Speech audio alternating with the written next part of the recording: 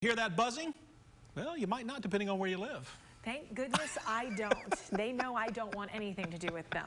We are talking about the cicadas, of course. The Brood X generation has started to pop on out and make a lot of noise. Many of you have already seen hundreds in your yard, while others, I haven't seen any yet, and I'm so thankful. Yeah, I haven't had any yet either, but I'm waiting. I am waiting. And tonight's top story, WATE 6 on your side reporter, Kirsty Crawford, tells us why that is.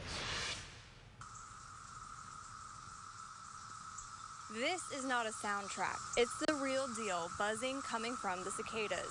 They're here, but not in every East Tennessee neighborhood. They're looking for a twig, usually, a pencil size in diameter, maybe even smaller, to lay their eggs.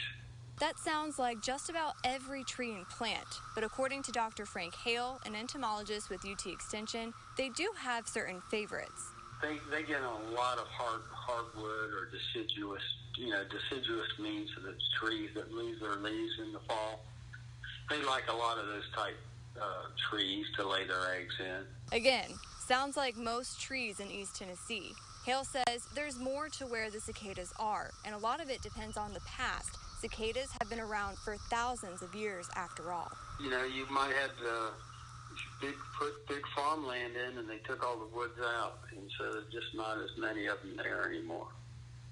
They have to have the trees, so they have to have the host plants.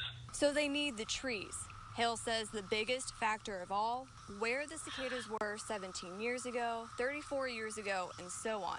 He says they barely move underground. They can fly once they're adults, but not very far. Let's say if they flew a mile every 17 years, that's not very much, is it? So if you didn't see cicadas 17 years ago, there's a good chance you won't see them this year. Kirsty Crawford, WATE 6 on your side. Interesting stuff. Thank you, Kirsty. In past years, entomologists used the help of local officials and doctors to map out where the cicadas would pop up. As technology improves, they now have apps where everyone like you and I can help them out.